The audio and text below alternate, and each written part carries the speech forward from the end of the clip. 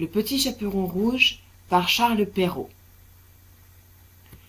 Il était une fois une petite fille de village, la plus jolie qu'on eût su voir. Sa mère en était folle, et sa mère grand plus folle encore. Cette bonne femme lui fit faire un petit chaperon rouge qui lui seyait si bien que partout on l'appelait le petit chaperon rouge. Un jour, sa mère, ayant fait des galettes, lui dit « Va voir comment se porte ta mère grand, car on m'a dit qu'elle était malade. Porte-lui cette galette et ce petit pot de beurre. » Le petit chaperon rouge partit aussitôt pour aller chez sa mère grand, qui demeurait dans un autre village. En passant dans un bois, elle rencontra compère le loup, qui eut bien envie de la manger. Mais il n'osa, à cause de quelques bûcherons qui étaient dans la forêt. Il lui demanda où elle allait. La pauvre enfant, qui ne savait pas qu'il était dangereux de s'arrêter à écouter un loup, lui dit « Je vais voir ma mère grand et lui porter une galette avec un petit pot de beurre que ma mère lui envoie. »« Demeure-t-elle bien loin ?» lui dit le loup. « Oh oui !» dit le petit chaperon rouge.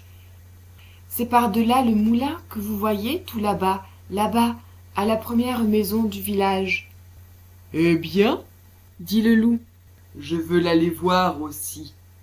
Je m'en vais par ce chemin-ci, et toi par ce chemin-là, et nous verrons à qui plutôt y sera. » Le loup se mit à courir de toute sa force par le chemin qui était le plus court, et la petite fille s'en alla par le chemin le plus long, s'amusant à cueillir des noisettes, à courir après des papillons, et à faire des bouquets de petites fleurs qu'elle rencontrait.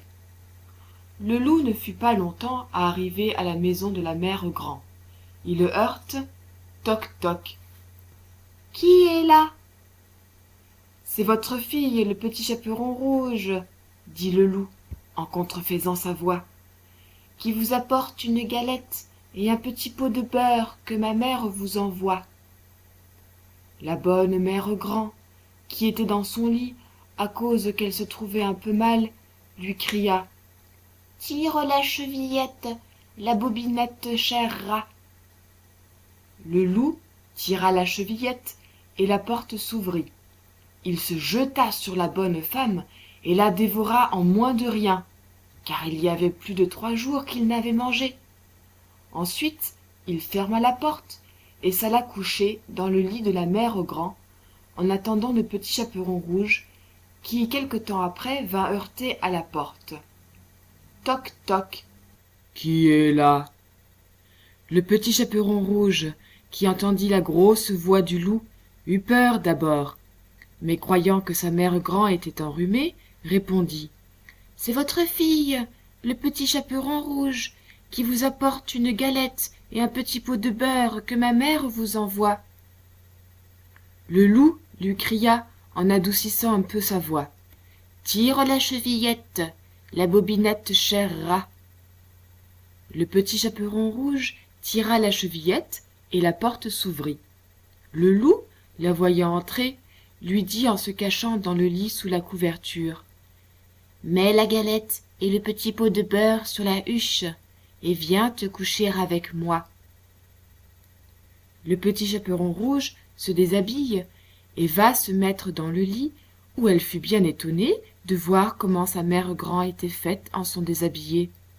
Elle lui dit « Ma mère grand, que vous avez de grands bras.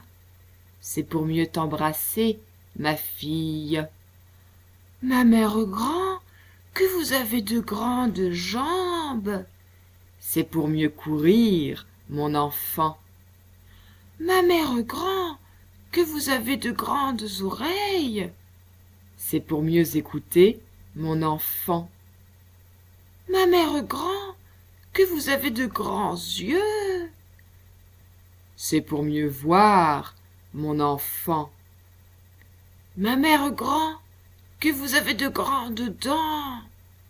C'est pour te manger. Et en disant ces mots, ce méchant loup se jeta sur le chaperon rouge et la mangea. Fin de Le Petit Chaperon Rouge par Charles Perrault.